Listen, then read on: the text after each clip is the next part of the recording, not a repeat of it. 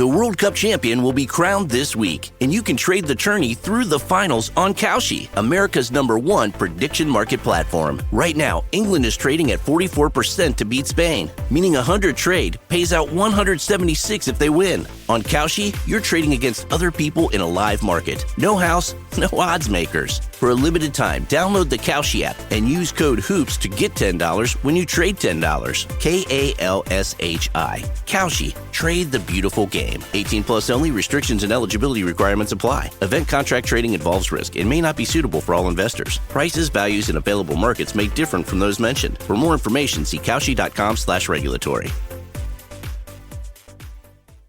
You get a cold, you take some cough medicine, and that's what the NHS does incredibly well. They help to fix people. But what I'm interested in is, if you don't want to catch a cold again, let's make sure you're wearing the coat every day. But it's a lot more realistic than that, because these are small things that you can do proactively, not just when you're feeling rubbish, but doing the work when you're feeling good consistently. That's what makes that long-lasting change.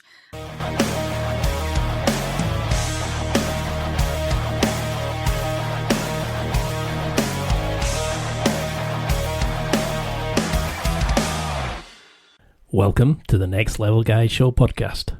I'm Ian, and this is where men rebuild discipline, confidence, and take control of their lives. No hype, no excuses, just real conversations and practical tools. Let's get into today's episode. Nearly every guy wants to change their life, but few ever do, and end up living a life of regret. I needed to find out why, and I found out the key factor from today's guest. You can't change what you don't understand. Most people, they don't need another productivity hack. They don't need more motivation, or even worse, another morning routine. They need to understand why they keep repeating the same thoughts, emotions, and behaviours that leave them feeling anxious, burnt out, or never quite enough. Drawing on her work with hundreds of clients, mindset strategist Izzie Miller strips away the cliches around personal development to reveal what exactly creates lasting change and why insight alone is never enough. If you've ever known exactly what you should be doing, but still found yourself stuck, this is the one for you. This episode isn't about changing your life overnight, but it's about finally understanding what's been getting in your way so lasting change becomes possible. And now, let's get to the interview. But thank you so much for coming on. It's a joy. I'm a major fan of your podcast. I listen to nearly your entire back catalogue. But for people who don't recognise the amazing self that is you, how would you introduce yourself to my audience? When I first started this work, I thought about what it is I do, and I tried to find the words to sum it up, not try and pick a title that I thought sounded cool, but just like, what is it I do? And how can I describe that? And the term that I landed on was a mindset strategist. So you can have like a business strategist, strategists of all kind of things, people that help you to create a strategy to achieve something. And that's what I do with people's minds. So whatever it is they're wanting to achieve, confidence, more peace in their life, whether it's actually a goal to sort of move jobs, lose weight, whatever it is, a lot of that starts within the mind. So I describe myself as a mindset strategist, helping people to, more often than not, it's to feel better far more than they already do, feel like their best self, which whatever that looks like, whatever they want that to look like, more of the time. Because most mindset coaches are these kind of like self-improvement gurus, and these kind of like the cheaper versions of what you do. They come in and they talk about confidence, success, motivation, and goals. But your catalog keeps going to like deeper themes. So you do like identity, self-talk, emotional recovery, behavior change. They just talk about confidence, where you talk about actually creating a better relationship with yourself. Mm-hmm. Do you think that's fair, that you've actually kind of figured out what people truly want, not just the buzzwords?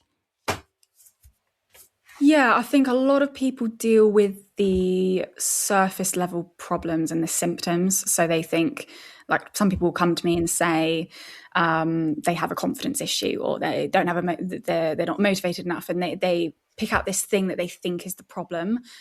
But or some people even come and they're like, just my life is a total mess. I'm struggling here, I'm struggling there. And they think that they've got so many different challenges and they're too overwhelmed to even know where to start. But actually, most of the time, the root cause covers all of those challenges. And actually where we can look at, okay, what's actually the root of all of these challenges? If you resolved that and solved that, everything else would go away. And so a lot of people deal with these symptoms and try to fix individual things, but then something else will pop up somewhere else, or that initial challenge will come back because they haven't dealt with whether it's that identity piece or general, just how are you feeling when you wake up in the morning, you dread it, how are you talking to yourself. A lot of it comes back to internal language, and that has this ripple effect out onto their relationship, their kids, their work. So it's really like, if I want to make a big impact with somebody that's long lasting, why deal with the symptoms? I want to go right to the actual root so we can fix the actual problem so that then everything's easier from there. So it requires a little bit more work and who knows, possibly a little bit more pain, I don't know, in having those conversations, but the outcome is much more what they want. So would it be a case of, like, because you've done episodes on confidence, self-worth, identity, all these kind of things, is it that these are all the same problem wearing different clothes? Are we not tackling, like you're saying, are we tackling the symptoms and not the actual illness, problem, main source of our pain? Yeah, I think a lot of the times we are, and we're also very reactive. So it's like you get a cold, you take some cough medicine, and that's what the NHS does incredibly well. They help to fix people. But what I'm interested in is, if you don't want to catch a cold again, let's make sure you're wearing the coat every day. But it's a lot more realistic than that, because these are small things that you can do proactively, not just when you're feeling rubbish, but doing the work when you're feeling good consistently. That's what makes that long-lasting change. Rather than just, oh, okay, I've got a interview coming up, what can I do to pep myself up for that or feel better after it? No, like, let's work on your general confidence. How do you generally feel about yourself? How are you talking to yourself? Because if you're talking to yourself in a way that is uplifting and your general attitude towards life is in a good place, you much less need that pep talk or that sympathy or that support after it, because you've got that. It's not even armor, because that sounds quite defensive, but this stability, this, like, you've got abs. you don't need the doctor afterwards, because you've been strong from your core in a really healthy way. I hope that resonates. No, it certainly does, because what I did like was how you're very open and honest in your show about how you had your own breakup, which caused a lot of effects. And it's so refreshing to hear a host say, I struggle with this. I don't know. I'm learning. I'm growing. You know, a lot of people just ignore their wounds, their hurt, their pain. But you just openly say, hey, I'm learning from this. What did it teach you? And what did you find underneath that? Was there a part of your identity that you lost that, and looking back now, you're glad you did? Yeah, well, through the breakup, I think what that taught me in the years afterwards was that I'd always try to find safety in somebody else. So I grew up in quite a violent household, and I think I'd say that my mum was my safety net there. I felt somewhat safe because she was there. And then throughout school, like, looking back now, it all makes sense. I was really trying to find a best friend. I didn't want loads of friends. I just wanted one person that got me, understood me, and I felt safe around. And then as I got older, that transferred into wanting a partner, obsessed with finding my person, loved romance stuff, and just really wanted to find my person. So when I thought that I had, and then that all came crashing down, and I realized I'd been with somebody who had been the opposite of loyal, it just... It's like, sometimes if you're not going to make the change yourself, you need to be shown your worst nightmare to then actually realize you need to make a change. And I didn't make that change for a while because I felt really sorry for myself. But then once I did this whole self-discovery piece, I realized that I've been trying to find that safety in everyone else, and I could actually find that in myself. And it was when I started to find safety, pride, respect, trust, and friendship and love within myself that I knew that no matter what came my way, I would be okay because I had myself. And when you are the person that you're with for your entire life. You can't run away from yourself. You are always with yourself. And so realizing that, it's like, I need to like this person, because even if I do have a partner, they could pass away, and they will pass away, or I might pass away first. Who knows? My family, there's going to be a time where they're no longer there. I need to have, again, this strong core within myself where I don't need anybody. And then from that, things just flourished. I found a purpose and was confident in that purpose because I believed in myself. I eventually found somebody who had done this work on themselves, and we begun a relationship, which I'm still in today, 4.5, 5 years later, where we're in a place where we don't need each other, but we enjoy each other's company and we want to be together. And that is so different from anything else I had, where I felt like I needed that friend, I needed that partner. So yeah, it really shone a light on habits and behaviors I didn't know I had. And I'm so grateful for it, even though at the time it felt like the worst thing that had ever happened. It sounds silly to say I love that, but I know what you mean. It's like the universe says, "Look, you're not listening to this message I'm giving you. Mm-hmm. I need you to do, like, to become the person I want you to be."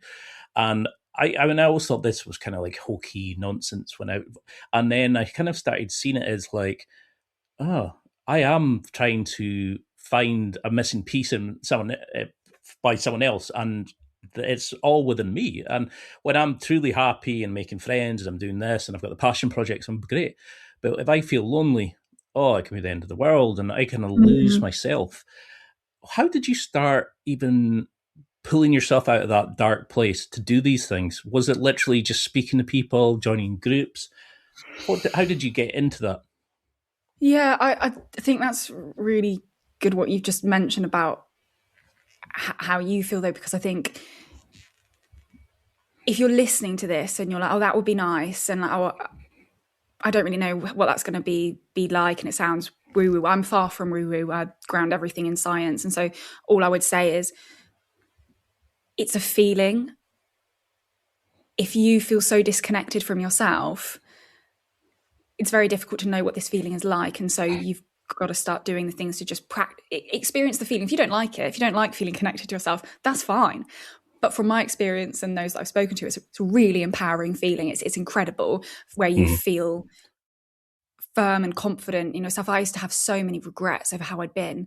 And so the fact that I can sit here and I couldn't even scroll back through my photo album from uni where maybe I'd had a bit too much to drink, or I just couldn't look back because I felt shame over how I'd been, because I've definitely not always been the greatest, nicest person. And now I can, and that is huge. And it's because of like self-acceptance. You can't just accept yourself as you are right now, because you could accept how you are now, but feel really horrible about who you were. Self-acceptance and feeling good in yourself has to include the past, present, and future. So knowing that challenges will come in the future, but you have got what you need to be able to get through it, and you will be okay, even if they don't go as well as you want them to. In the present, knowing that you might fail, but you've tried your best, it's okay. And the past, being able to realize that everything you've done, everything that anyone's done, they did because it felt right in the moment. Simple things like when you ate 2 pizzas after a night out, in the moment it felt like the best thing to do. So you can't berate yourself. You can only use that to make changes in the future. Even if I find that sometimes with this, it's best to go to the small examples, but also the most extreme. A serial killer. They kill people because to them it makes sense. In that moment, it's the right thing to do. I'm not saying it's okay. I'm saying there's definitely something not quite right upstairs. But it feels right in the moment. That's not to say that you should never feel bad, like, apologize for things. But acceptance is like, okay, this has happened. I've done this in the past.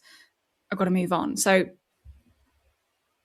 I bring that up because when you can get to that place, or at least a part of that place where you accept yourself, that feeling is so, so freeing. But it requires that little bit of pain to look at those pictures, remember those instances, and say to yourself, I did the best that I could, and work through those different examples in your life and help yourself get to that peace with it.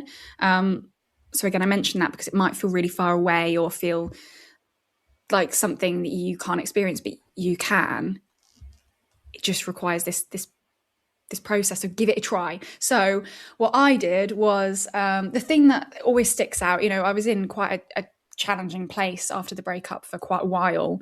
I soon after lost my job unfairly. I went to the gym so much that I ended up losing my period. So I got really quite unhealthy.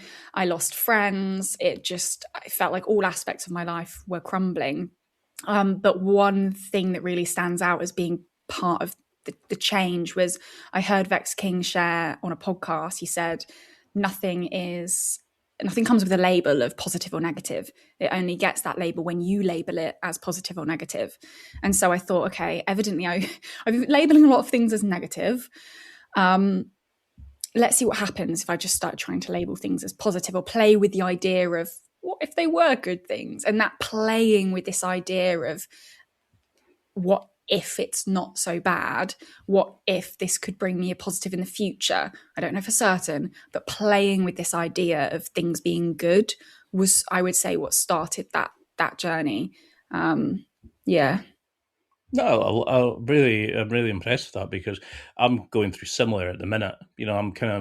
I have these phases of like intense, amazing work, and then I'll come in and go, oh, remember that bad thing you did 20 years ago? Remember the crap that you did? You suddenly start ripping yourself apart, the regrets, the pain, the misery, like, oh, the ex-girlfriends, and oh, I want her back, I want this back. And you kind of go, do I really? And then you kind of switch back into the other version of yourself. And we're never taught how to fix that. No. I mean, I remember interviewing a guy called Brent Smith. He's a lifestyle coach, and he said, you can change your story at any point. You can just literally say, right, that's not me anymore. And you don't need to stay true to this version of yourself, or this version of the story you tell yourself. And that was life-changing to me, because I remember thinking I couldn't just change. And he said, what's holding you back? What's stopping you? You decide, this is now my story. You can change yourself. And just the fact someone said that to me. And then I remember reading something on regret. I can't even think who it was. And they said, it was something like, you do what you did with what you knew for the best at that moment. And it's much, the actual original quote's much better. And it was kind of like, oh, right. It was like they gave you the freedom. Was it that Vex interview that you just went, okay? Or were you leaning towards fixing yourself at that point? Where you try to pull yourself back into who you were, find your identity again? Yeah, I think I'm really passionate about making sure people don't think that there's going to be a light bulb moment where everything changes, because I think I thought that for quite a while. My parents also, my mum brought me up Christian, and I went to a few sort of Christian weekends, and people would stand on the stage and share this one moment where they saw the light, and it made them fall in love with. And so you kind of think, okay, well, I'm doomed until that happens to me. And so that's why I'm quite cautious with that sort of Vex King thing, because yeah, you're absolutely right. Things were sort of in process just before that. COVID happened, and I'd wasn't crazy toxic, but really not having behaviors that was great for me. I was going to the gym a lot to distract myself from how I was feeling when I was living in London before COVID. But during COVID, I moved back home with my mum and my sister. And, not the greatest of households. My sister can be quite challenging. But it forced me to slow down a bit. I also had a manager who was really wonderful in helping me to start to realized that maybe I wasn't as awful as my previous manager who got me fired had kind of implied that I was. I also found out that my ex had moved on with somebody else, so that was a little bit of closure there. So it's all these like sort of small things. But if I hadn't have had the headspace of, okay, like enough now, I want to feel better, I would have just focused on everything that was still bad in my life. So it did come with this sort of, let's look forwards. I'm fed up of feeling like a victim. I don't like this feeling. I want to feel something better. So I think I was starting to explore what that might look like. And then when Vex King said that, it just sort of clicked everything into place a bit more. We have a very similar kind of like situation, and it's something I really struggle with. Like I have OCD, I've got depression, I've got intrusive thoughts, and I kind of ruminate over and over. And you get to a point where you're thinking, is this real? Is this just a ritual, a routine in my head? Or is this how I'm remembering it to beat myself up? Or, and there's a lot of people who are in that similar situation of they're blowing it way out of proportion in their head, because you can carry around the best friend in your head, or you can carry around a prison that you can't escape. How do we know when we've actually started losing ourselves? Like, how do we start abandoning ourselves without realizing it before we get to that point of total despair? Yeah. Again, I think part of the problem stems from it not being taught in schools at all. I think, first of all, I'm sorry to hear that you experience things. I have depression, and it's that thought of what's the point is something I would never. It's probably one of the worst places I could ever sort of wish for someone to be in. It's really difficult. I would say that less about noticing it. Let's just move forwards now. Like, question one, are you feeling the way that you want to? Consistently? Okay, no. Okay. How do you want to feel? Pick 1 to 3 words. How do you want to feel most consistently? Or if you find that hard to say, how would you describe yourself when you feel your best? And you can imagine yourself as a 6-year-old on your birthday. Like, how did that feel? Or Christmas Day. For me, my words are, when I'm feeling my best, I am enthusiastic. Enthusiastic is my middle name. I'm also calm, because if I'm just enthusiastic, it's a bit too much. The calm is really important for me to feel grounded. And I'm bold. So I am courageous, able to do things that are scary. Those 3 things are how I want to feel. Okay, so you've admitted that you're not feeling the way that you want. You've admitted 1 to 3 words that describe how you want to feel. So I'd ask you, how are 3 words or 1 to 3 words that describe how you want to feel?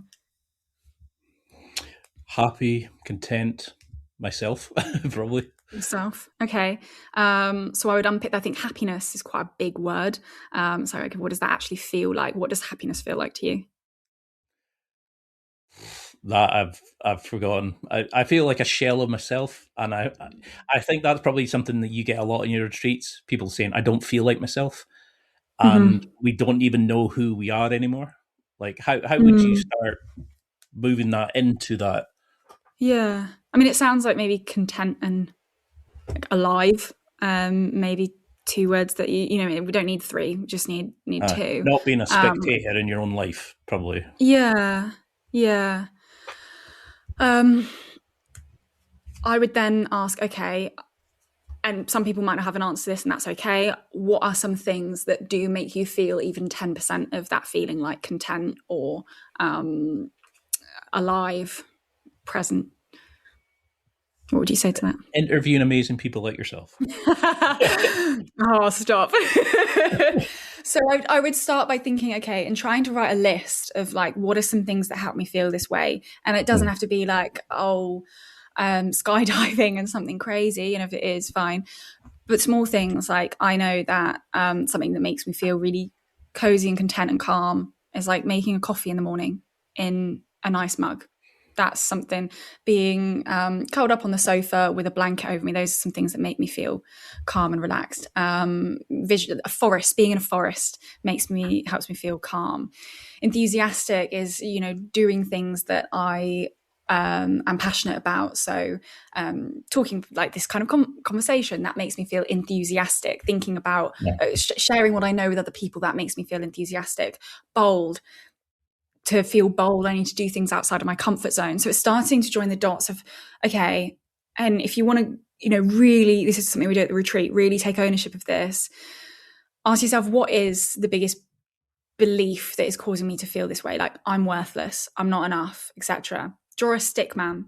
Around the stick man, write all of the habits, thoughts, behaviors, things that you say to yourself, things that you think first thing in the morning at the minute that contribute to that belief. Then look at that, think those thoughts. Is it any surprise that you feel the way you do? No, not saying that it's your fault and that you're purposefully doing behaviors to make yourself feel depressed. That's not what I'm saying at all. I'm saying that it's this moment of like, okay, hang on a minute. If I gave a random person all of these thoughts and behaviors, is it any surprise that they feel this way? No. Okay, what do I want to believe about myself? And kind of making it somewhat truthful. So, what would you, if you don't have to share, what would you say is one of the like not so positive beliefs that you have about yourself? Oh, definitely that I'm a spectator in life, that I'm not achieving anywhere close to what I'm able to, and I'm just watching life go by. When I'm really bad, I always feel like it's just, I'm just here, and what's the point? I'm not living life. I'm letting it go by. And I know so many other guys have said that to me as well, like about themselves, that I know it's a major fault for a lot of people. Yeah. And so what would you say is a belief that is sort of true, but you want to believe more? I can give an example if... Probably, I mean, when I help people, I always feel more alive. But I mean, I've got the nice car, I've got the nice flat, and I'm just like, is this it? Is this, I've got the nice job. I'm like, is this really all life is? And when it's external, it's dangerous, because as soon as it changes, you're screwed. But I honestly don't know anymore. And I think we are all at that point now after COVID. We all don't know who we are, what we want, and we're all just getting by. What would be an example that people have given? Yeah, so in terms of that positive belief, like I can and do good in the world. I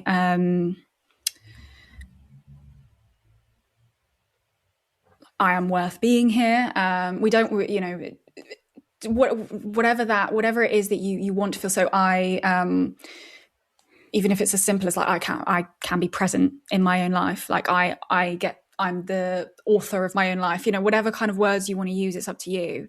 And then you put that at the top of another stick figure, and write around it, okay, somebody who believes this, like I'm enough, for instance, what thought would they think when they got out of bed in the morning?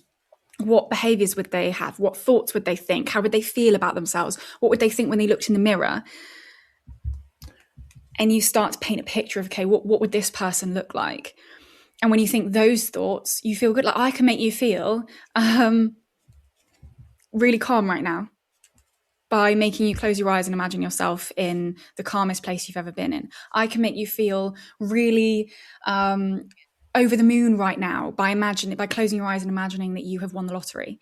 Or that might make you feel incredibly anxious. I can make you feel a wide range of emotions right now, simply by painting a different picture in your brain. And this is the thing when we're in this place, like it feels like, no, this is my life, this is who I am. No, it's not. It is a result of your habits, but you're not even aware that you've made them. It's a result of you creating so gradually a language in your mind. Every time you look at a picture and think, oh, I look fat in that. Every time you look back at a memory and think, oh God, what was I thinking then? Every time you say something nasty about yourself, you are growing this bad belief stick man. And so you cannot become this other one if you don't start sort of becoming conscious of what you're saying to yourself and challenging it. I do not agree with standing in front of a mirror and saying affirmations like, I'm beautiful, when you don't feel that way. It's just never going to work. But it's saying when you, like I applied for a TED Talk the other day, or like a while ago, and I found out a couple of days ago that I didn't get it. I didn't even get to the second round, and I was so confident that I would be. Old me would have been like, well, there you go, there's proof that you're rubbish. Now it's like, I can't fight with the reality, and I can say, oh, they don't know what they're missing, but I can say something more realistic, like, well, evidently I wasn't meant to do it. If I was meant to do it, I would have been picked for it. Maybe it just wasn't the right fit. You know, every TED Talk has a theme. They prioritize people in the area. This was Aberdeen. I'm in Ayrshire. So it's not telling yourself a lie that you are enough. You are contributing so much to this world. Like, you start small, start with something that your brain believes, but is more in the more positive direction than the negative one. So in terms of feeling like, you know, the way you described, what is one thing that is true about you that is more positive, that you believe? That I definitely like helping people. That every day I always feel the happiest when I've helped somebody come in at the worst point and come out and leave feeling happy or achieving what they want. Yeah. Is that enough? Or how are you finding that people hold on to the excuses of why they can't change rather than try to find even that little slither of happiness or power in their life? I would say the people I can't work with are the people that don't want to change. You've got to want to feel better. And if you want to feel better, then I specialise in long-lasting change. I've got no interest in making you feel happy for the afternoon or the weekend. It's long-lasting, and that's where it's small habits consistently. So I have a 4 C's process to behavioural change, and it just habit change. And it starts with becoming conscious every time you say something nasty to yourself and being like, oh, hang on a minute, even if you've just said it, like, oh, I'm such an idiot. Is that positive for you? Starting to question that.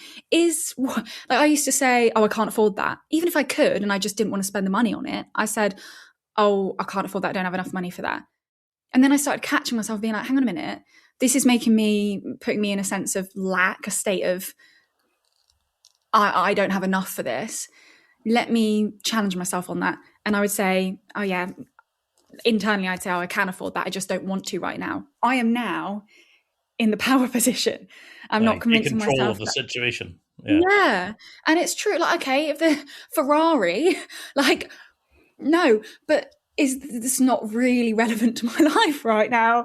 And so it starts with the first C, check, consciousness, becoming aware of when you are berating yourself, and thinking, and then secondly, next step is challenge, check, challenge. Is this actually helpful for me right now? You can help more people if you are in a place of strength and happiness. So it actually doesn't serve anyone else for you to beat yourself down. And so it's like, okay, I've just said this negative thing about myself. I'm aware of that I've just said it. Is it resourceful? No. Okay. Step 3, change. Check, challenge, change. What can I change this to? If you can't think of a positive alternative, just distract yourself from the thought. It's a fine place to start.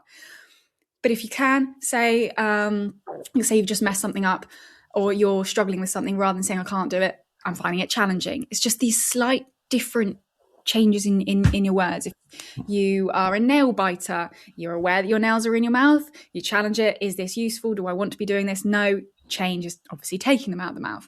So it works for overthinking. It works for all these different areas. And the last C is charge.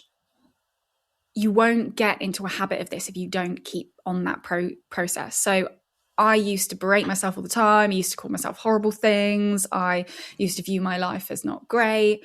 Now I physically can't say a bad thing about myself because I'm not egotistical or arrogant. But I know that telling myself I'm an idiot or I'm X, Y, and Z isn't useful for me. It's not helpful. It doesn't make me a nicer person to other people. It doesn't make me more confident. It doesn't, I love watching like murder documentaries, but I know that they don't make me feel good. So it's this constant, and when I'm not feeling good, I'm not better with my partner. I'm not as good with my clients. How do you want to feel? What makes you feel that way? More importantly, what doesn't make you feel that way? And it's just trying to lean more towards the things that do make you feel good. And it starts small. It starts with becoming even just conscious that you've done something that doesn't help. So like the rest of this day, when you notice that you've said something or thought something nasty about yourself, ask yourself, is this useful? And even if you just did that, is this useful? Not, is this true? Is this useful?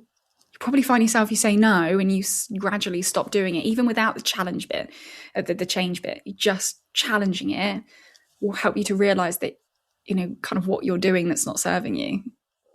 Wow, I mean, that's a fantastic. And I can honestly say 100% they do not know what they're missing out on not having you do a TED Talk, because that is life-changing to so many people. And I was sitting listening to it going, even in my head, I could feel that voice in my head going, yeah, but, try to find that now. And so many people will be sitting there going, okay, I can do that. But it's catching that moment into it when you're going into your autopilot kind of feelings of, well, your brain is just throwing bias at you because it's saying, well, you want to think about this, so I'll find reasons why. How do we? Yeah, because it wants to. Sorry, it wants to it wants you to be aware of your faults, so you can sort of. Yeah, your brain's like a weird place. It thinks it's helping you, but it's not. So when you become aware that you've thought something negative about yourself, a really great way of challenging it is just to follow it up with but or and. So you messed up on that, but I've learned what not to do next time. Even if you're sarcastic with it, honestly, at the retreats, a lot of people, once I teach this stuff, start being really silly and sarcastic with it. Like they'll say, oh, it's raining, but at least the plants get watered. And I'm personally not offended by that because it's part of the process. Play with it, be silly about it. That will still do the work of starting to train your brain to do things differently. And if you have say a negative, follow it up with a but, then say the good, and then follow it up with a but that's negative. Just don't let yourself get that far. Do the negative, follow up with the but, say the positive, and then distract yourself, run from that thought. Just not letting the negative have the last word is gonna help so much.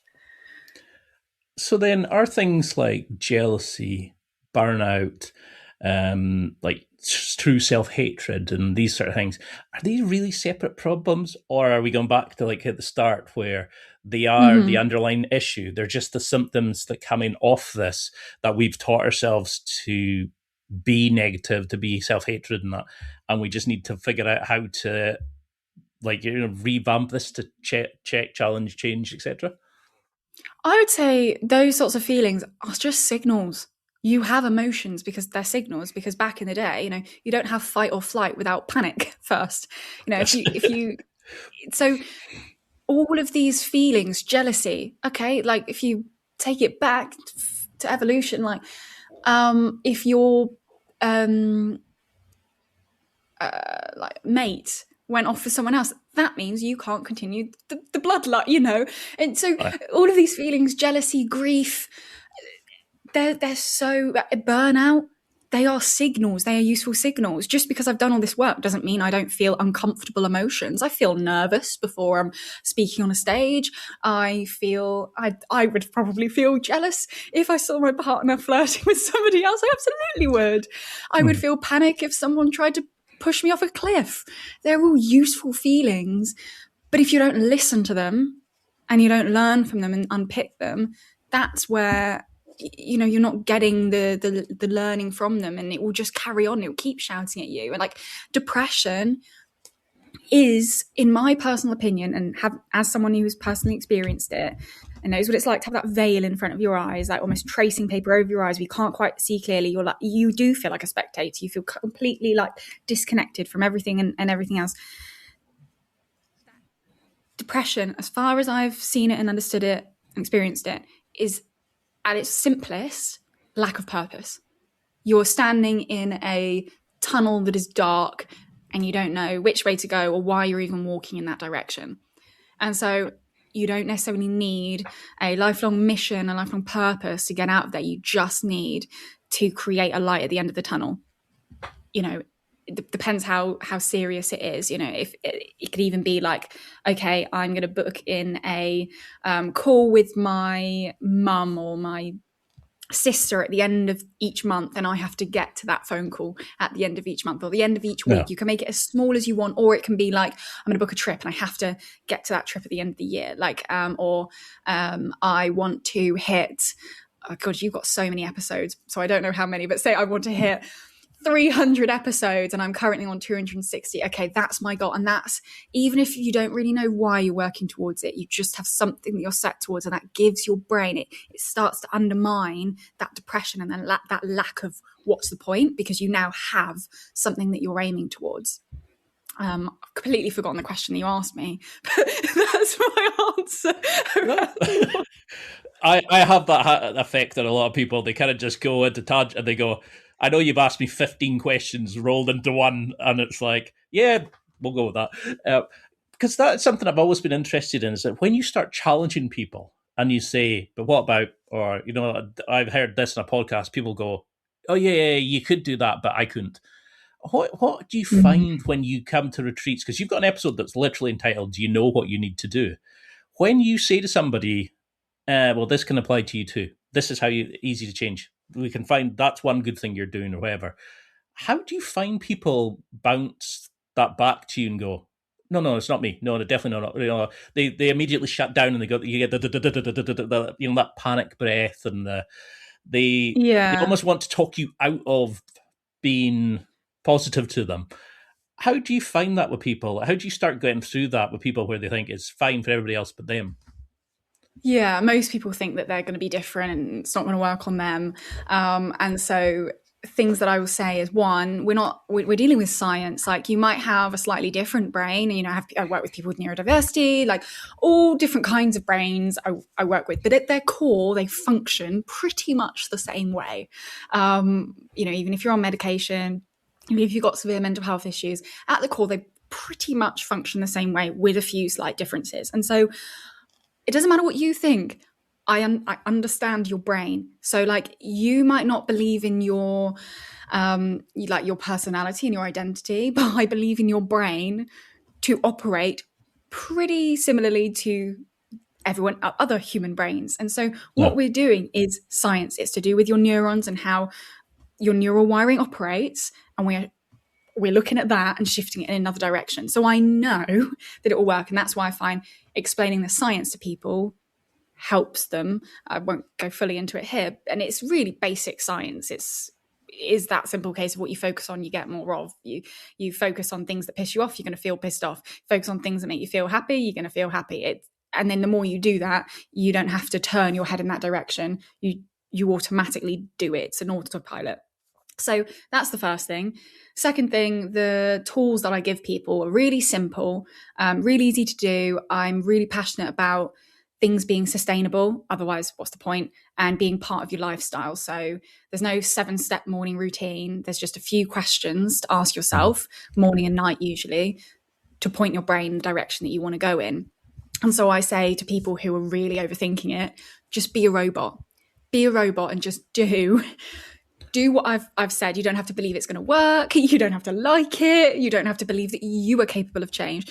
Just do these things and your brain will take care of the rest. Science will take care of the rest. This is how it works. And then lastly, I will share examples of people who've been in the exact same situation or worse situations and have achieved this change. But usually they still think that it won't work for them.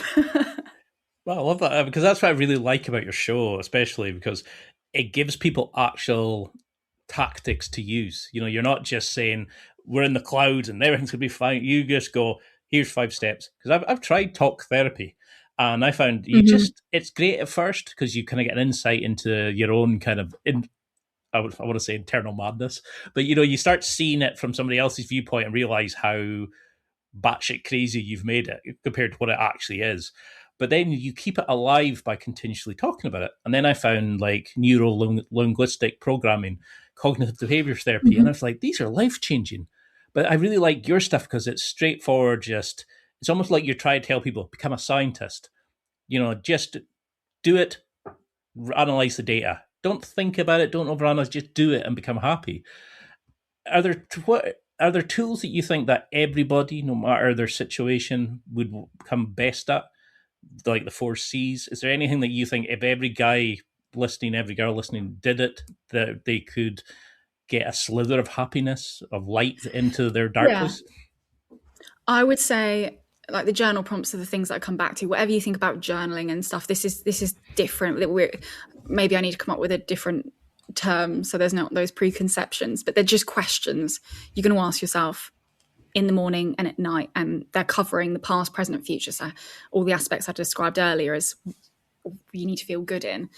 Usually we wake up in the morning feeling anxious about the day, not wanting to go to work, not wanting to do X, Y, and Z, thinking, oh, this is going to be so long, and maybe thinking about things yesterday that we didn't like.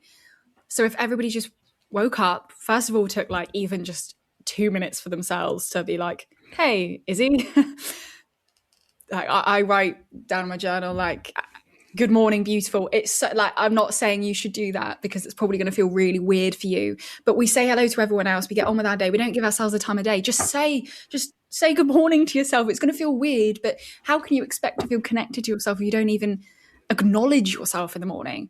So it's like, okay, like, we're here for another day. Then you're going to ask yourself, how do you want to feel today? So you can write, I'd recommend writing it down, but if you don't have time for that or you don't want to, do it on your notes page in your phone.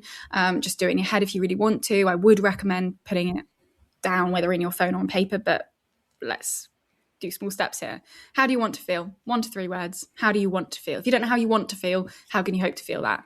And when you ask yourself, how do I want to feel? And you say, I want to feel calm. Your body knows what calm feels like. So automatically it feels just that little bit calmer.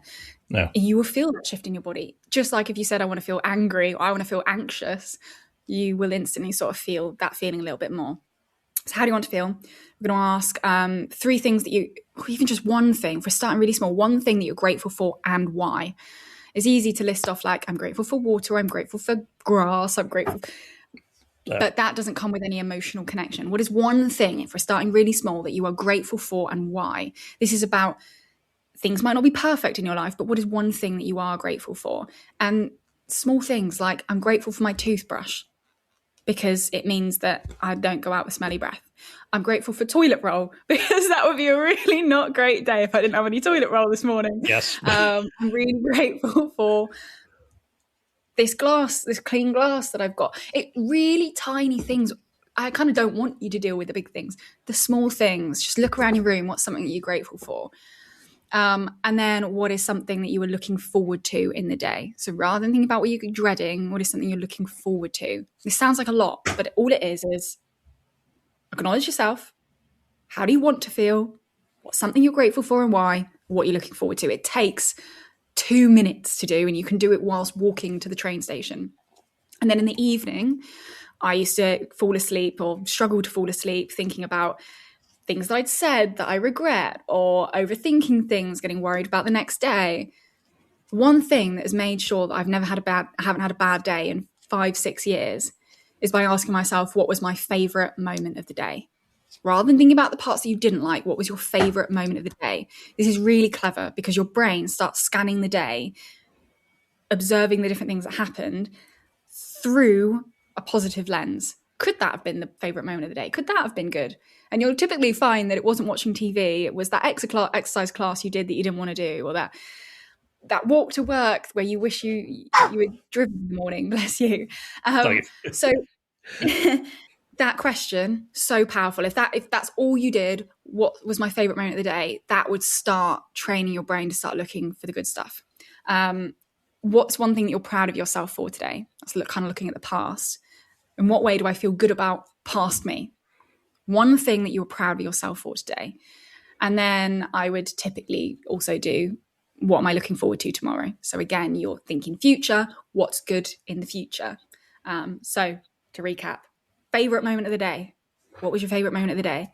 Something you're proud of yourself for, and what are you looking forward to tomorrow? If you just did those 3, it's going to start having a difference. Not if you just do it for 3 days, but if you do it every day. Do it with your partner. Do it with your kids. Do it with your colleagues at work. Try and find a way to make those questions part of your daily lifestyle, because even if they feel so silly and so small that they're not going to make an impact, promise you, based on my understanding of the brain, my own experience and having worked with hundreds, thousands of other individuals, it does make an impact, and a considerable one.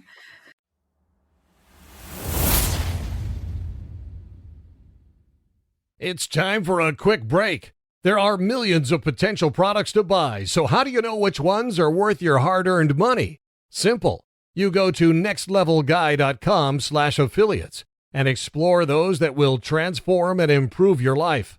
You'll find deals, listener exclusives, and special offers with some great companies. Recommendations are 100% honest and only on items Ian has tried or believes in. The companies showcased will make you a better man in all areas of your life. Simply go to nextlevelguy.com/affiliates and level up.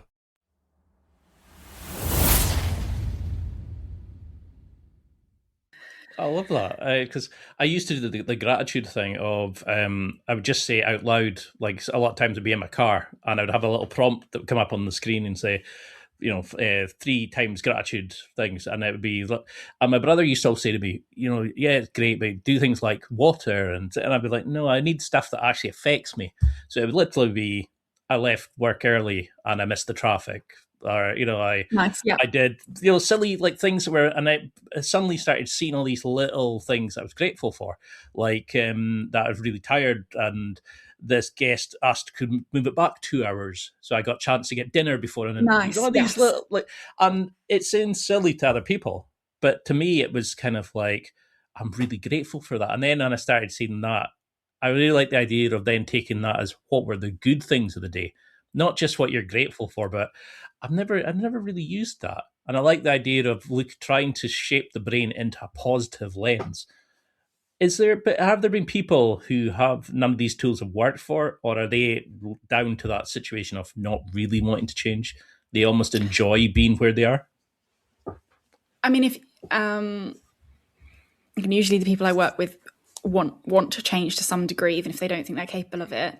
Every single person I've worked with that has done these prompts has felt better for them. And yes, quite a few of them have said, am I doing it right? You can't do it wrong. You really can't. That's so simple. You can't do it wrong. Just stick with it. And then they stick with them, just like be a robot. They just do them. They just answer them, almost like it's homework. And then they do start feeling better. There's I don't come up with much new stuff because the core stuff works. It's like you'll hear me say 1,000 times, watch 10 minutes of comedy before bed, watch something funny before you go to sleep, 10 minutes of stand-up on YouTube, Gogglebox, Taskmaster, watch something funny and do that for 2 weeks, and then don't watch it and scroll on your phone. See how different you feel when you wake up in the morning. Yeah. These are really small, simple things. They work because it creates a different chemical reaction. If you want to feel more anxious, I know exactly what questions to make you ask yourself. At the end of the day, you're going to ask yourself, what is something that you regret that you did in the day? What was a moment where you possibly embarrassed yourself? Think of one person from the day and imagine them saying something, talking about you behind your back. Do that every day for 30 days. You will feel so anxious. And you're also going to watch a crime show before you go to sleep. Boom, you have an anxious person. So, yeah, and none of this is lying to yourself with positive. It's you might have had a challenging day, but what was something good in it? Okay, I had a nice sandwich. I can get to sleep in my own bed tonight. I have had a nice dinner. You're not pretending that challenging stuff hasn't happened. You're just saying what was good about this. And it's like the reticular activating system. What you show your brain, what you prioritize, you see more of. So I haven't worked with anyone that this hasn't worked for. But I can imagine that if I worked with somebody, say some parents come to me and they want me to work with their kids, and I'll only work with their kids if the kid actually sort of wants to be there, because otherwise there's no point. They don't see why they need to change. They don't necessarily want to change or work on this stuff. And then they won't do the tasks that I set them. And so you're never going to see change if you don't do anything in between sessions. So that's the only type of person. And so they never come into my area because people don't come to me if they don't want help. Yeah. Because you see that a lot, don't you? Is people sit there and they'll say, just cut out the news and you'll be happy, and you're like, well, that's true, but, and then you see people who make it their entire identity to be these unhappy people, and they're like, yeah, but it won't work for me. No, but I don't do it. You can see they're not even willing to consider they could be happy or change. They actually almost are happy to be sad, negative. And that's where I was as well. Yeah. And that's why, unfortunately, for those people, it's probably going to take a catastrophic event or a near-death experience or the death of a loved one to realise I'm wasting my life. And yeah. Because one of your favourite episodes was, I'm trying to remember the exact title, but it was something like, what if you got curious instead of critical? And I loved that because it was that moment of like, yeah, when I'm not just sitting bitching about this or negative about that, when I'm actually using, I've got like I use ChatGPT and I use a curiosity lab. So whenever I see something, even if it's something really bizarre, like how such and such made, or why do we use this kind of handshake or whatever, I put it in and it lets me become curious, and I build and build and build, and I've ended up interviewing people on topics because it's got me intrigued and it's how do we use that concept to help us change? Is it literally just using the but and the and to say, instead of being critical, say, but why did that happen? Why am I thinking that? How can I change that? So I suggest those as tools because they're probably easier to remember. It's like, oh, Izzie said say but, so I'm going to say but, and then it kind of leads you to say something different. But it's being curious instead of critical with your feelings. So if you realize that you're thinking back to something that happened 20 years ago and feeling anxious about it, okay, why am I feeling anxious about this? Okay, because I wish I hadn't done it. Okay, why do you wish you hadn't done it? I wish I hadn't done it because it upset somebody. Okay, and have we learned from it? Have we done something similar since? No. So we have learned from it. Yeah. Okay, well, how great is it that happened, that we now know that we don't want to do that again, and maybe that stopped us drinking, maybe that stopped us hanging out with that certain person. So it's starting to be curious. I had a experience during this deep self-development phase when I first started doing this, where I was working for a university, and you have universities, and then sometimes you can have micro campuses, satellite campuses. So I was at one in London, there were two, and I was the sole person in one, and then my manager sort of floated between them. And so that meant that I was responsible for so many different areas, and that when you focus on so many different things, you can't be focused on one thing. And so one summer, the university said that they were going to create projects. So actually, rather than being responsible for everything, I would just be in charge of certain projects. So things would be almost like categorized and given to certain people. And so that was like a breath of fresh air. Okay, great. I'm going to have this. And then this new girl joined the team at another campus, and she started wanting to get involved in all of the projects that I had been given. And I found myself getting really annoyed at her internally, like, she's so annoying. Like, why can't she just leave my stuff alone? And I had a one-to-one with my manager the day after she had been really irritating me. And so I was going to go to my manager and say, look, can she's really bothering me, and sort of have a go at her. But something told me to get a piece of paper. It was a napkin, or I can't remember, a scrap piece of paper. And I just wrote down the situation. The situation is this girl is like taking over all my stuff. I was like, okay, next question? What's the problem with that? Problem with that is she's like, I want this stuff for myself. And I unpicked why I was feeling this way. And after doing that, it was only a few lines of unpicking it. I realized it's actually great that there's somebody so enthusiastic to level my enthusiasm levels, and that somebody actually cares enough to want to do this stuff with me. So, okay, so Izzie, what's the problem then? The problem is that I feel like I just want something of my own. So it's actually nothing to do with this girl, and it's all to do with the fact that I just want something of my own. So when I had this meeting with my manager, instead of bitching about this girl, I was able to say to her, I love this girl's enthusiasm. I think you've picked somebody perfect to be part of the team. But I just wondered if it's okay for me to just have one thing that's mine, that I know that I can focus on. And she completely understood. And she was like, yeah, that's fine. Like, you can do this and I'll move her on to something else. And so rather than sort of possibly making my manager respect me less by being really dramatic about something that really wasn't, I was able to use curiosity to challenge my critique of this person and realize there was nothing wrong with this person, but the real problem was in the structure and what I needed. And then it was an easy fix. So, and then I've kind of learned to try and do that with everything else since, with that curiosity rather than that conclusion that it's something critical. Yeah. It's amazing, isn't it? It's like how you can go and speak to somebody after building it up in your head, and you're thinking they're doing this because of this, they're deliberately doing that, and then you go up to them and they're going, sorry, what?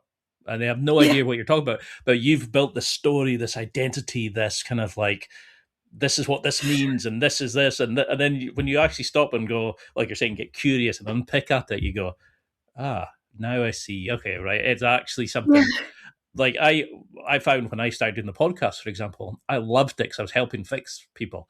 But then when they got it from somebody else and they said, I listened to such and such episode, I was getting annoyed. And I was going, it's like blood boiling, isn't it? It's like, why didn't you come to me? Yeah. It's like you're cheating on me. And then it's suddenly your brain's going, because you're finally getting a bit of power and you're now, and you're like, okay, I can see where that's coming from, right? I can relate to that. And it's that moment your brain just goes, they're cheating on me, they're leaving me, they're doing, and you're kind of like, not another one, and you're kind of going, where the hell did that? This is a random person I barely know, or Yeah. And you create all this stuff in our head. So how do we know we're actually making a change? Like, say if you come out your retreat and you went home, you met your parents, you met your work colleagues, what would they start noticing about you? Or what would you notice about yourself to kind of go, I'm on the right track. Izzie's finally cutting through the chuff. Yeah. Well, I've just run a retreat, so I'll share what recent graduates have shared. So sort of when they go home, their parents or whoever they live with usually say something like, you look like you're glowing. They then I've had so many messages in the group chat this week about things that they've done, and they've only been out of the retreat for 3 weeks. We've even, it's really bizarre. I will help you with your confidence and how you feel about yourself.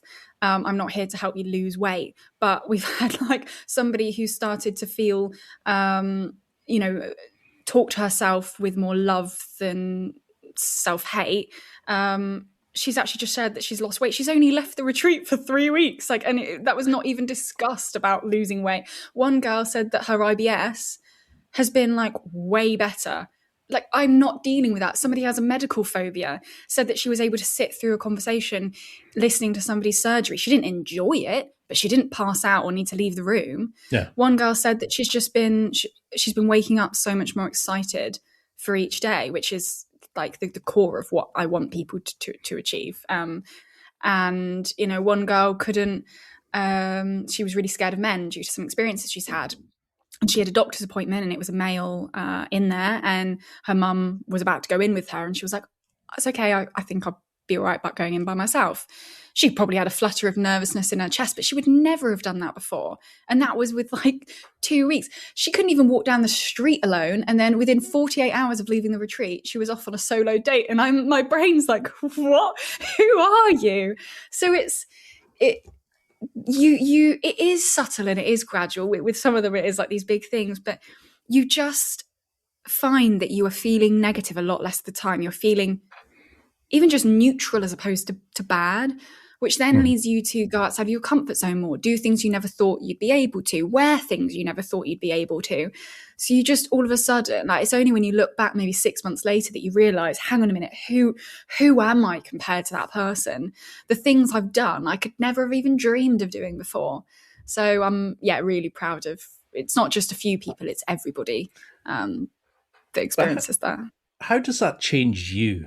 Because it's amazing to see these people coming out and the love that you get in the reviews and stuff like that, but how does that affect you as a person? Do you ever find yourself kind of falling into the trap of reliving your own pain when you listen to other people? Does that make you a better coach because you can actually feel where they are and know the tools to start coming out of that?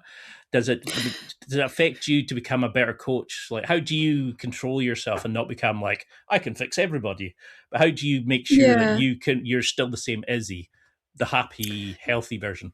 Yeah, I would say maybe just because I've done it a lot, or my passion for getting people to the other side, I don't tend to get lost in their pain. But I think the thing that makes me good at what I do, because I'm not great at many things, this, I feel like the proof has taught me that I am good at this. And I think what I do, or what happens when I'm working with somebody, is I have to kind of put myself in their brain to be able to see and feel what life is like for them, which is where it's really helpful that I've gone through a lot of stuff myself. It's so helpful. Like you say, you're experiencing depression and you feel like you're an observer to your own life. I know exactly how that feels. And I'm so grateful for that. I know exactly what a panic attack feels like because I've had them. I've had situations I've not consented to. That helps me relate to so many women. I've never had a medical phobia. And so, I made sure she wasn't coming to work with me for that, because I don't know what that feels like. I've had PTSD, so I know what that feels like, and that kind of links in with OCD, so I can sort of resonate with that. But so I think I'm really grateful that I have experienced so much, so many challenging things, and it just makes me a better coach, because like I can't imagine going and getting help from somebody for panic attacks if they've never experienced a panic attack themselves, or depression. It's so specific that I just would really struggle with that. So I'm weirdly grateful that I've had a plethora of experiences, and I will be very open and honest if I'm in saying like, oh, well, I haven't experienced that, so it's difficult for me to fully relate. But within what I have experienced, this is what I would recommend, and my understanding of the brain generally. So, yeah, I would say the more people I've worked with and the more results I've seen, it does make me realize that I've got a good covering of different experiences and feelings. Like at the end of the day, everything's emotional, really. And we've all experienced anger, grief, jealousy, anxiety to some extent. So if you've experienced that, you can relate and you can understand what that feels like, because we're dealing with emotions. I can shift you in whichever direction. I don't have to have experienced the exact same thing that you did. Does that make sense? Definitely. Because it's definitely something I struggled with at the start. Was I would kind of use my own examples to help them understand that I was almost like I was trying to say, look, I understand where you're coming from, and I would keep these things alive. And then I realized it's the tactics they want. They don't want me to say, oh yeah, it's a bitch when that happens. Oh, that's horrible. And they just said they want me to be able to understand them and emphasize with them, but also to then teach them, to lead them out of it. And I think you're more than good at it. I think you're great at it. But how do you stop somebody just feeling a bit of happiness, a bit of light, a bit of whatever it is, and then going, yeah, I'm enough. That's it. But not actually allowing them to continue this feeling and change and become, because if these people are coming out like losing weight and stuff like that, they may stop and go, I look great now. And they stop at that level. How do you let them realize that the only thing that's holding yourself back is this bullshit you were telling yourself, now that you're getting the tools to keep using them to grow and develop? Yeah, exactly. It's exactly that. It's not something that you take a medicine and you feel better. So you've got to keep, it's like taking vitamins. Like I can do the work to sort of nurse you back to health, but then you've got to take the vitamins to keep that up. And so, yeah, I have had some people who've got to a really good place and then they've just stopped using the tools, and then they feel rubbish, and they'll message me and say, Izzie, I've had a bit of a dip the last 2 weeks. I was feeling really good, and then now can we have a chat? And I don't want to waste anyone's money. So it's like, at the retreats, for instance, I teach them everything. So then I'll before we have a call, I'll message them and be like, yeah, we absolutely can have a chat. But have you been doing the things that that were helping you? Oh no, I've stopped using them. Okay, well, why don't you try doing that for the next few weeks, and then let me know if you still want to chat. And they'll do it, and I'll check in with them and be like, because I haven't heard from them. Like, oh yeah, I started doing things again, and now I feel good. And it's like, exactly. So I've been doing this work for 6 years. I feel great. I still journal because that for me is helpful for me. It might not be helpful for everybody, but that's a tool that's really helpful for me. Just writing stuff down. Anytime I notice that like things aren't really going too great, like a lot of things haven't been working out for me in a 2-week or month-long period, I will be straight on that. And every single day, at the end of the day, I'll write a list of everything that has gone well, everything that has been going right, because I know I need to catch my brain before it builds momentum and starts convincing me my life's a mess.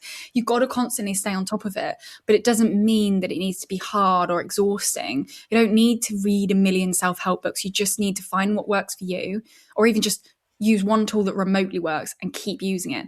I'm not somebody who meditates these days, but when I was experiencing depression and panic attacks, I started just doing 10 minutes of meditation, guided meditation in the morning, and it was helpful. And I kept on doing it. And when I stopped, that's where, you start noticing the difference. It doesn't really matter if you haven't found the tool, just use a tool.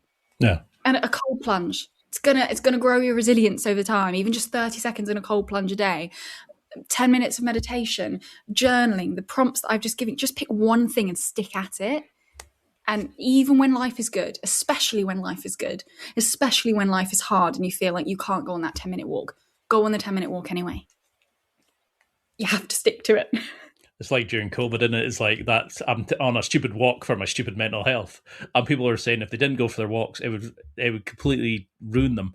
And then they're wondering why they were unhappy. And you're like, "Have you gone for your walk?" No, right? You see them like studying that again. And you're just like, "Why are we not?" We're so used to just screwing ourselves, to like self-sabotage, punishment, pain. Do you see that a lot, that people actually start using self-development as an avoidance tool? They get so used to this feeling of digging deep and fixing this and changing this and reading this self-help book and this podcast and that podcast. They actually forget to live, that they want to work on themselves to that point. They forget to actually be themselves. Yeah, I think Stephen Bartlett has gone a little viral for saying that he had 2 glasses of wine and it ruined 3 days of his life, and like quite a few people have mocked him for it. And because it's like, and what? And also, if you had 2 glasses of wine and you didn't go to the gym the next day, that's not because of the wine; it's because you didn't have enough like willpower to just go. You decided not to go to the gym. It wasn't the wine's fault. And I think previously, before I got into all of this work, I was listening to like Impact Theory like 6-7 years ago by Tom Bilyeu. Oh yeah, had them on. I listened to.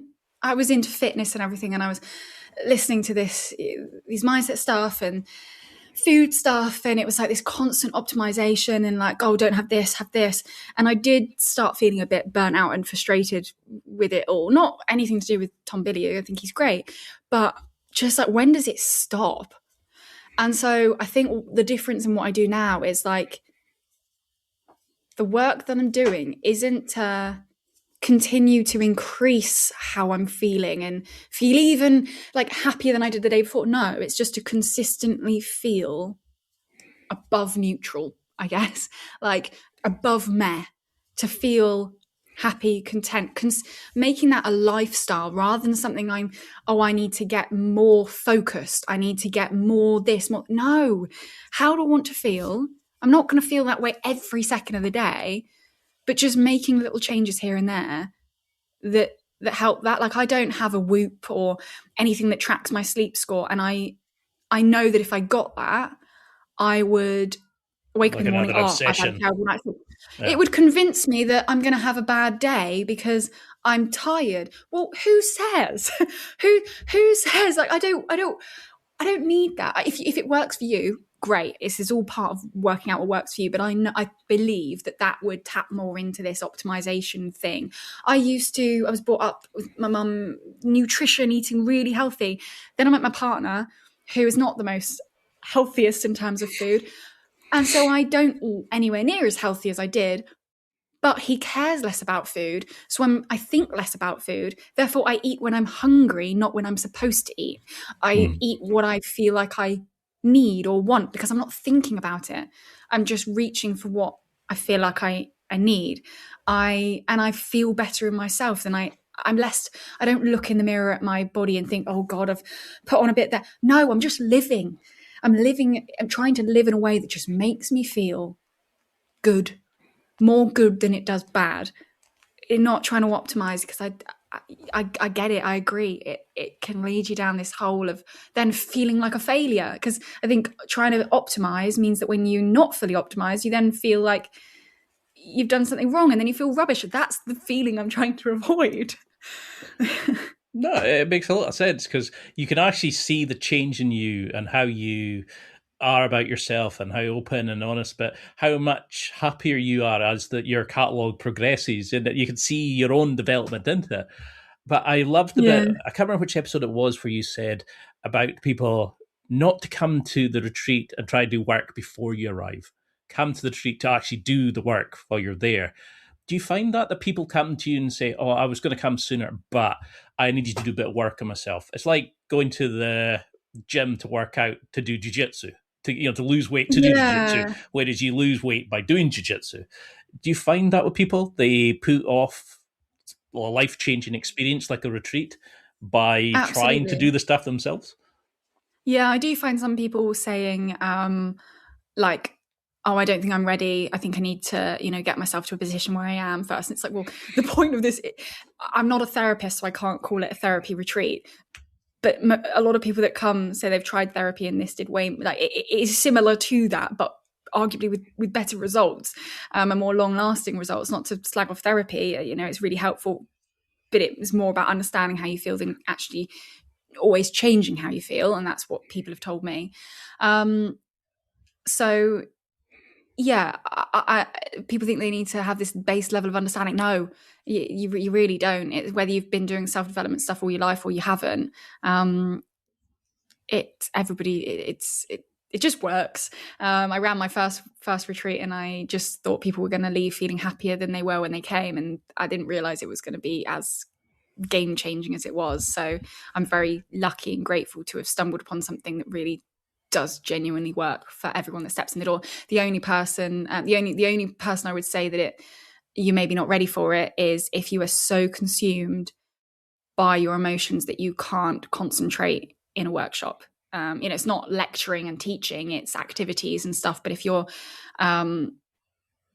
so I work with a lot of people with ADHD, so it's, if you've got ADHD and you lose concentration, that's fine. But if you can't stop crying to do the work, yes. We have tears all the time. Tears are great, but so that's the only. I'm all about being real and being honest. And once we had one person who she was so like out of it mentally that she couldn't focus on a workshop, and then I can't give her the tools because she's mentally out of it. But most people are not anywhere near that place.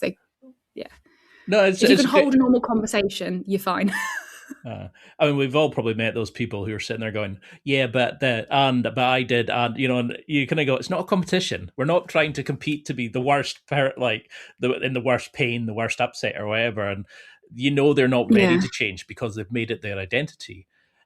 Let's take because the retreats are amazing, and I've seen nothing but love, and I love how you actually go in and you tackle it, and you get into the trenches with people, and you explain how you fixed it, and then you help them find their particular paths. Say you had a bit of a chubby podcast host who came to you, he's coming to the retreats, this, suave, thinks he's like James Bond, but probably more like Mr. Bean. How would you start working with them?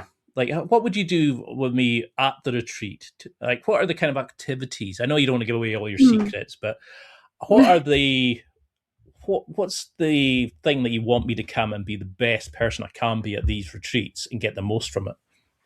Yeah, there's so much. It is packed full. Some people joke that you leave more exhausted than when you came, and I'm totally fine with that because it's not a holiday. I'm here to help you get long-lasting change, and like that's what I care about. So yeah, it's a whole like process, so many different workshops that all tie into each other. But I would say the first thing that I'd probably just say, look at your language. Your language will explain so much about the way that you are, and starting to become, rather than being like just believing everything that your brain says, starting to be an observer of your thoughts. And like, if you notice you're saying something that doesn't make you feel good, challenging it. But yeah, I mean, at the retreat, we do Wim Hof, we do exercises to help you connect with the other people and realize that you're a lot more similar than you probably realize. Wow. We have a self-acceptance workshop. I get you to look at your image in your, this is a real spoiler and don't let it put you off. But you look at your reflection, looking back at you, and I help you to be able to look at this person without wanting to throw your phone across the room, like, and actually to be able to look at this person and find things that you like, which most people feel like is impossible, but it's not. We have an identity workshop, we have a confidence workshop. It's so much that just starts chipping away at the stuff that is not serving you. Yeah. So what would somebody get from it? I mean, like, what's the process to sign up? What's the process to attend? I mean, how do you do it so that you can let people be raw, vulnerable, open to like potentially real pain, like deep pain? How do you make sure it's in a safe setting and like basically a sales pitch for your retreats? Because I think, oh, bless you, so many people need to come on these, but it's difficult to kind of not turn into 50 different questions because there's so much I want to know about it. But what is it that somebody listening who thinks, bloody hell, she's a good, I really want to get work with her? How can we get into the process of signing up for the retreats and attending, etc.? So there's a retreat in August that's 5 days in the UK, and then there's one in Greece, which is my bread and butter. We're just doing one in the UK to make it a little bit more accessible. And the Greece one's the full week. They both have the same workshops and everything in them. And there's a boat trip, and the boat trip's part of the confidence workshop. It's that everything's there for a reason, and that's in October. So you just go on the website and submit an application, just some simple questions for me to understand what you're wanting to work on and things like that. And then I'll pop you a message or an email, and then we'll have a chat. For a lot of people, even just getting on the phone or on a Zoom call is nerve-wracking, but you just got to ask yourself, like, how much do I want this change? Like, thinking about where am I trying to get to? And that's all part of the process, even having that phone call. Some people said that who've come to the retreat said they nearly didn't turn up. And obviously they're so glad that they did turn up to that phone call. And then I'll let you know if I don't think you're a good fit, not in a harsh way or anything. It really comes down to, are you somebody that's willing to listen to and support other people? Because it's really important, everyone there impacts everyone else. Are you somebody that you want change? You're willing to, even if you don't get it, or you want change enough to try this. And are you willing to take that step? And then we'll sort of go from there. And if you are successful, then I'll give you all the details to book on. And up until the retreat, I have somebody else who is a Samaritan, who's part of the team. So he is obviously exceptional at being a safe and supportive ear.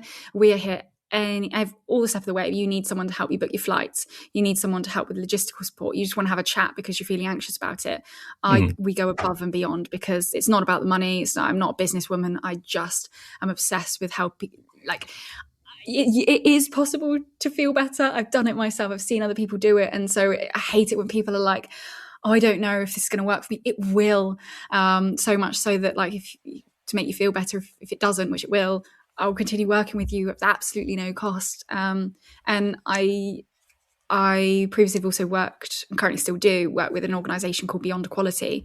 We go into, my area in it is universities. So I'll go in and I could be working with 20 rugby players.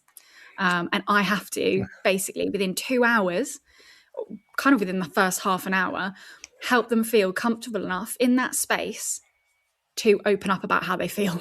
That's skillful. 20 or football players. And they walk in and they're like, I don't know what this is. Why do we have to do this? And you could tell they don't want to be there. They don't get it. I wouldn't want to be there in a quality workshop. I know it's important, but it sounds boring.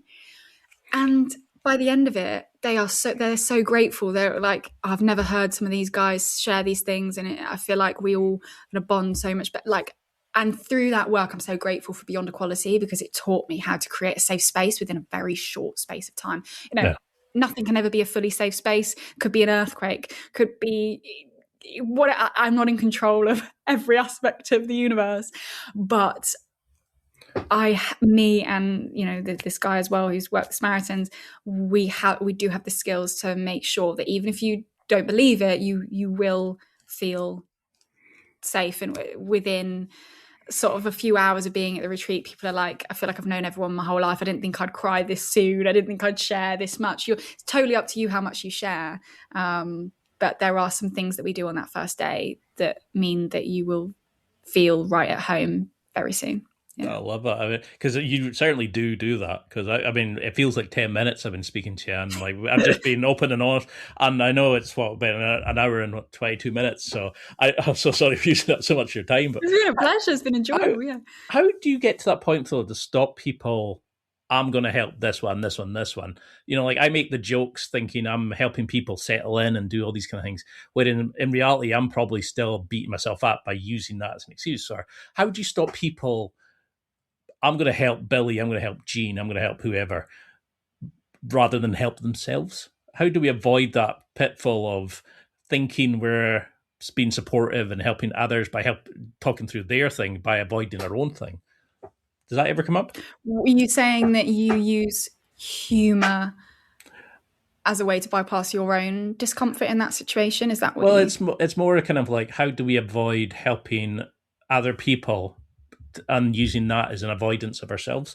Like in the retreat, how do you avoid somebody just talking and going, oh, John, oh, yeah, what about this, but not actually tackling their own issues?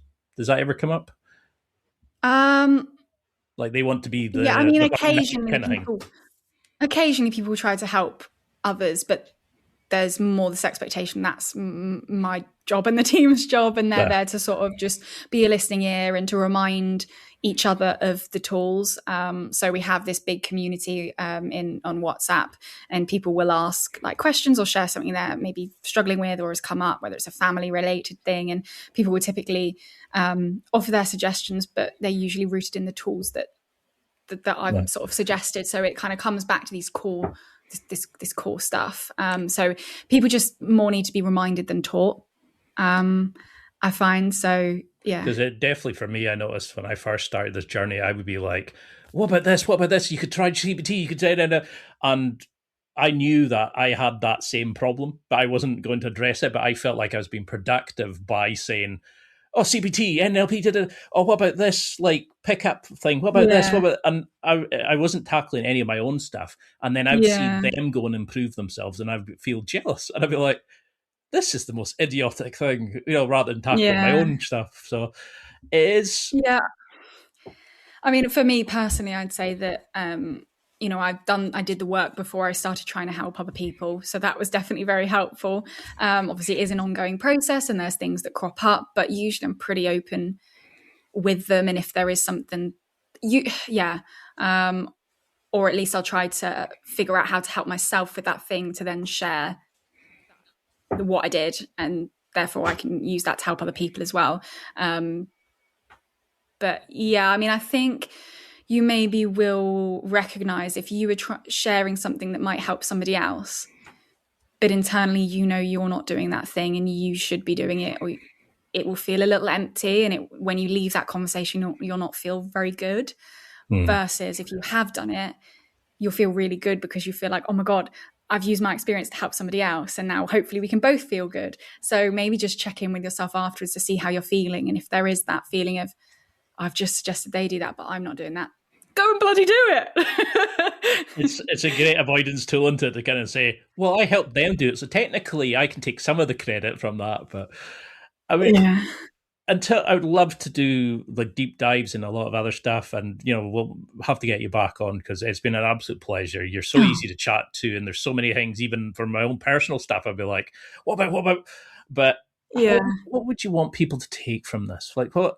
Because your podcast's amazing, the retreats sound life-changing, but what would you want people to remember? Is it just a case of you can change no matter the position you're in? Or how would you sum up this? Or what would you want them to take? Yeah.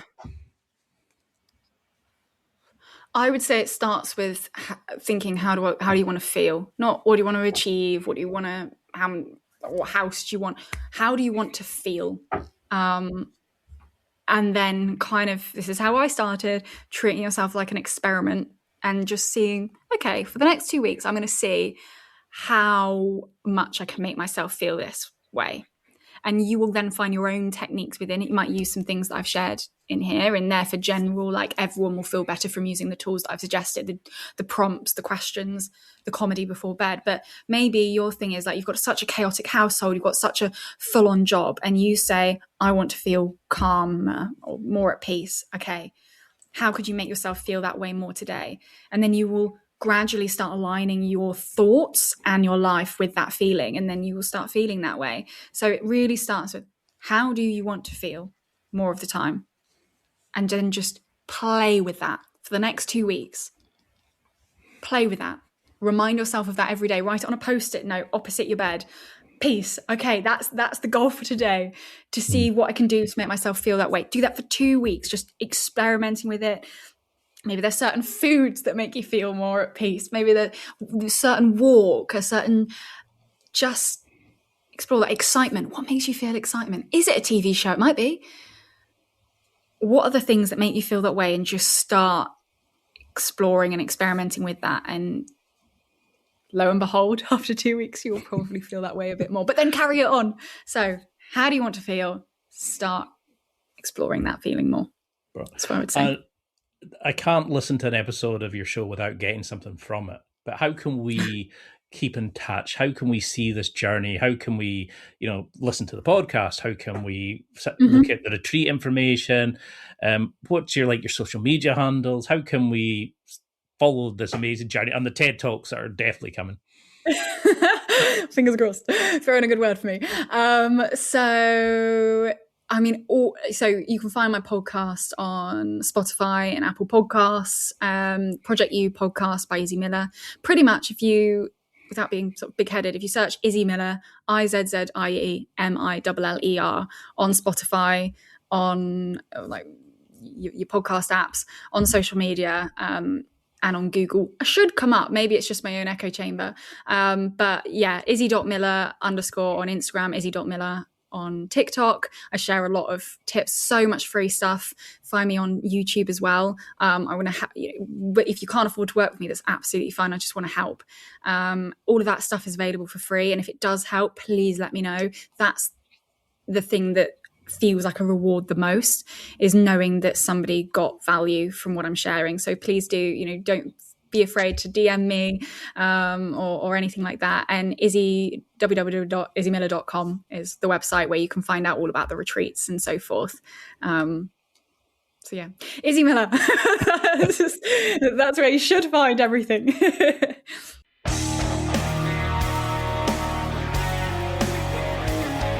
Well, that's it for another week. And thank you for listening. It's now time to take what you've learned and use it to develop and enhance your life with the key points mentioned. Listen, try it, embrace it, use it, and crush it. Now's your time to hit that next level in your life. If you liked this episode, then please leave a comment on the show notes or a review of the show on your podcast platform. Everything helps evolve the show. Until next week, keep seeking the next level in your life.